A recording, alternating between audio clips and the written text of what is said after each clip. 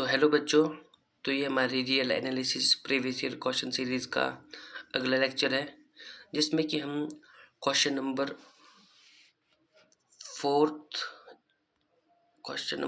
Fourth, fifth, sixth और seventh करने वाले हैं। तो आओ शुरू करते हैं।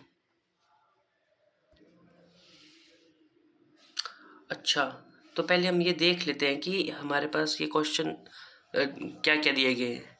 तो चौथा क्वेश्चन हमें बता रहा है कि हमें बाउंडेड और अनबाउंडेड सीक्वेंस की डेफिनेशन देनी है, और जो फिफ्थ क्वेश्चन है उसमें हमें स्टेट करना है कि Cauchy's second theorem on limits क्या होती है। और जो अगला क्वेश्चन है उसमें हमें एक सीरीज दी गई है जिससे कि हमें डाइवर्जेंट प्रूव करना है कि ये डाइवर्ज करिए इन्फिनिटी को, प्लस इन्फिनिटी को। और जो अगला क्वेश्चन है उसमें हमें radius of convergence of the power series, जो हमारे पास गिवन पावर सीरीज है, इसका रेडियस ऑफ कन्वर्जेंस निकालना है। तो आओ शुरू करते हैं।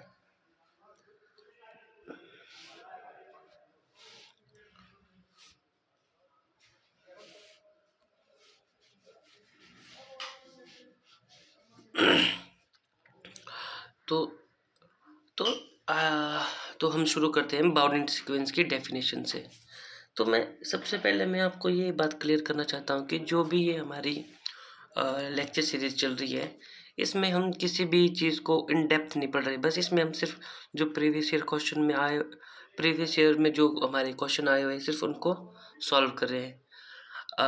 हम स्पेशली मतलब किसी एक टॉपिक के लिए स्पेशली डेडिकेटेड एक पूरी प्लेलिस्ट बनाएंगे, जिसमें हम बीएससी की पूरी बुक को अच्छे से सॉल्व करेंगे।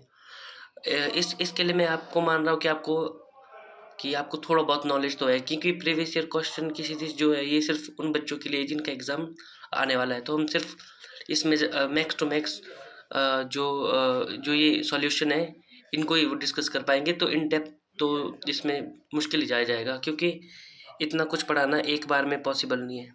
तो आप शुरू करते हैं हमारा बाउंडेड सीक्वेंस की डेफिनेशन। तो आप बाउंडेड से आप क्या समझते हो? बाउंडेड से हर चीज़, मतलब कि अगर आपके पास कोई बाउंड लगा दे जाए, मतलब कि कोई एक रोक लगा दी जाए, तो इसका मतलब ये है कि आप इससे आगे नहीं जा सकते और इस चीज़ से पीछे नहीं जा सकते। वैसे ही सीक्वेंस की डेफिनेशन में अगर किसी सीक्वेंस को अगर बाउंडेड कहा जाए, तो इसका मतलब ये होगा कि उसके एक नंबर आगे है, एक नंबर पीछे है। क्योंकि हम रियल एनालिसिस पढ़ रहे हैं, तो इसमें हम रियल नंबर्स की बात करेंगे, तो इसमें जो बाउंड्स लगाएंगे वो हमारे रियल नंबर्स ही होंगे। तो जो ये डेफिनेशन कहती है कि a sequence A N is said to be bounded. कोई एक सीक्वेंस ए एन है, उसको हम बाउंडेड कब कहेंगे? अगर वो दोनों बाउंडेड अबव भी हो और बाउंडेड बिलो भी। इसका मतलब कि उस बाउंडेड के लिए कोई ना कोई ऐसे दो रियल नंबर एग्जिस्ट करेंगे, एच और के, सच दैट कि जो वो ए एन है वो एच और के बीच में आए। तो इस सीक्वेंस को हम बाउंडेड सीक्वेंस कहेंगे।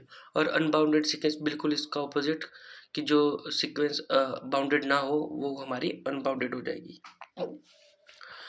तो नेक्स्ट क्वेश्चन है हमारा कॉचीज सेकंड थ्योरम।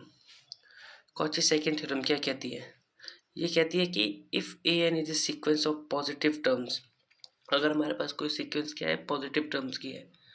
सब ये एक स्पेशल तो नहीं, मतलब एक ज़रूरी कंडीशन है कि अगर हमारी जो सीक्वेंस हमारे पास गिवन है वो हमेशा पॉजिटिव होनी चाहिए, और जो लिमिट हो उसके रेशो पे। कौन सा रेशो? an+1/an।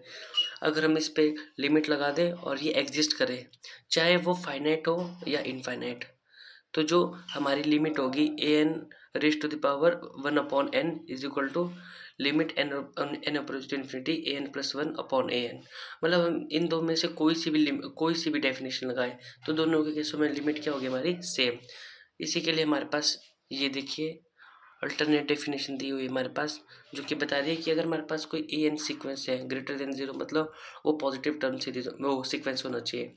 और अगर हमारी जो ये an+1/an, ये रेशो हमारा l को कन्वर्ज कर रहा है, तो हमारा जो ये सीक्वेंस an⁻1/n है, ये भी किसको कन्वर्ज करना चाहिए? l को ही कन्वर्ज करना चाहिए। वो सेम ही बात है दोनों की, बस ये थोड़ी सी शॉर्ट है। तो नेक्स्ट